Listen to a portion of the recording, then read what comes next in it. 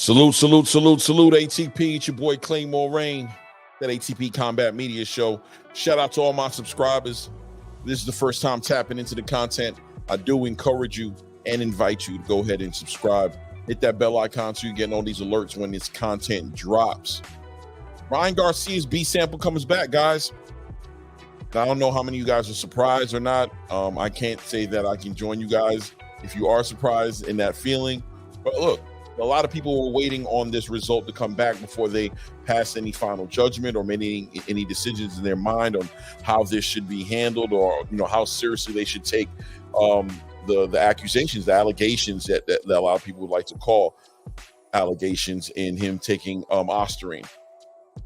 Look, it's a well-known fact that 99% of the time that B sample is going to come back the same as the A sample. So we all kind of understood what was coming, and even as it was getting closer to the 22nd of this month, Ryan Garcia was giving little statements and saying little things that were hinting towards him also understanding and embracing the inevitable truth that was coming his way, that this test was going to come back positive and that he was going to have to deal with it. Seems like his team tried to get ahead of it a little bit and get him involved in the hair follicle test. According to his lawyers, the hair follicle test did come back negative. So, I guess, kind of trying to stand with their argument that this wasn't done on purpose, that this is conducive to the idea that this was a tainted supplement that he took. And I've said already, I'm not aware of as to whether or not he did it purposely or he did it by accident. It's according to rules of the game, it doesn't matter either way, right? It being in your system is your responsibility. You are going to be held accountable for whatever comes up in your system.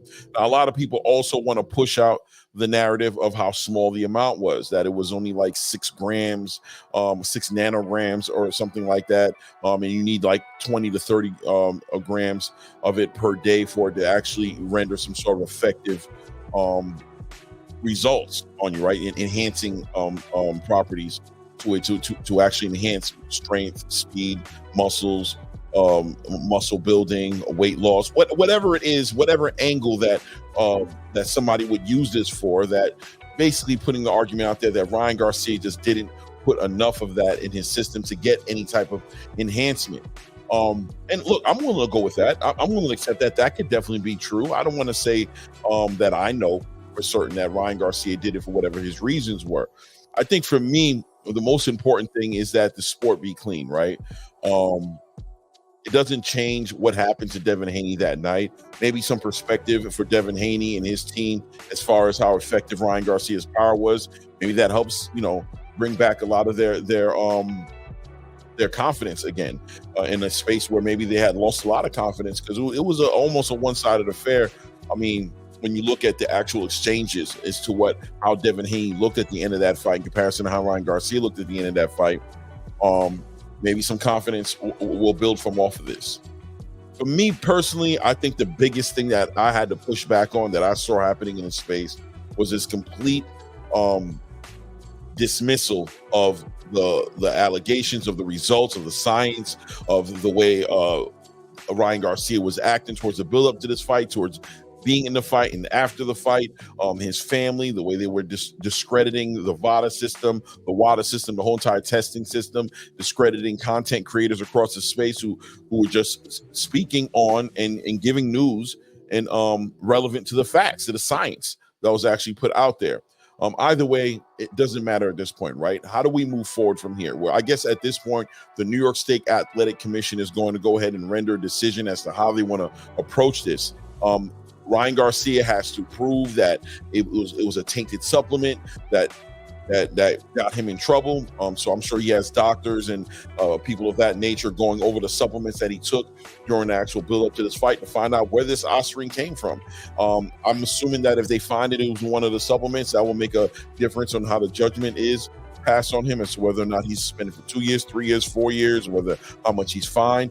And obviously, if they're not able to find it in any of the supplements, then that could also influence this one way or the other as far as how severe the punishment will be. We'll be waiting on that as time goes. In the meantime, Devin Haney and his team with Bill Haney and anybody who's affiliated over there are working on lawsuits and trying to, be compensated for the inconvenience and for the fact that their life and their health was in danger, or Devin's life and Devin's health was in danger during this fight. I think the most important thing that I would want, if I want to push out any message, is just to understand that PEDs is a serious topic in this boxing space. A lot of fighters have lost their lives um, um, at the hand of people with PEDs, performance enhancement drugs, steroids, whether it be anabolic or whether it be SARMs, however you look at it. Um, the space just seemed real caught up in the dislike for Devin Haney. And it's clear, some people want to argue and say that's not what it's about. Look, from my perspective, I've been watching this for a while now in this space, and there is some sort of real resentment for Devin Haney, his character and what he deserves, and the protection he deserves, or the infliction of punishment is deserved, right? But either way, for me, it makes no difference. I have no horse in the race. But my perspective is clear, and I stand square on my platform to say that PD usage, cheaters don't get respect over here. If you're a cheater, you get what you get. We're not going to make excuses for you. It's up to you to deal with that. Now, look, second chances are great. After you've done your suspension, after you've positioned yourself properly, and got cleared of this and done your time, then you come back to the sport a better man. We'll be looking forward to seeing you compete and compete at a high level, as I know you can. I don't know if Ryan Garcia took this on purpose. If it makes you guys comfortable, I'll go with the idea that he didn't take it on purpose. That this was just something that was in a tainted supplement that he took. Regardless, for the future reference, get your supplements tested. You're a big, huge superstar. You're getting paid handsomely for your skills that you bring to the table. Invest in your health. Invest in the science that's going to protect you and also protect the fighters that you're jumping in the ring with. But you guys let me know what you think. Moving forward at this point, Ryan Garcia, positive on a PED test, negative on a hair follicle test. We got to see how the New York State Athletic Commission receives this, the results of this test. That obviously I would think is a third party that Ryan Garcia and his team got involved with to get him that hair follicle test that has cleared him of using this over a long period of time, I guess, right? Being that you can go back as far as 6 months or so on tracking what's been in this guy's system. The IV usage, I don't know how that influences hair follicle test as far as diluting it and things of that nature. So we'll see how they deal with the hair follicle test. So we'll keep an eye on this and see if the hair follicle test influences the New York State Athletic Commission in one way or another on how they're going to handle this situation, right? We have to see. And we're not going to hide the fact that, this whole entire Regis Prograis rehydration clause, Devin Haney cheating thing, I said on my live, if you guys check my live out, there's nothing that I see documented law-wise that supports that argument, that makes that legitimate, that I can tell. The closest thing I could see to some documentation was a ESPN article about, I guess, some of the board members of the California Athletic State Commission were putting up, offering, suggesting, right, putting a bill up of some sort that should be voted on to be implemented as far as putting a weight requirement and rehydration requirement as far as the limit that you can do that in. I saw nothing that made that law, current or something that could be implemented. But you guys put it in the chat. Let me know if there's something I'm missing in that area. Listen, I went to public school. If I missed something, I can humbly admit that I missed it, and we can move forward with what it is. But I can also say that, what a timing, right? What a convenient timing to bring something up like this while a B sample is coming up for a fighter that a lot of people are supporting as far as whether or not they should be held accountable or not. I don't know. Convenient timing. You know how that goes. But the hair follicle test is negative. The urine B sample is positive.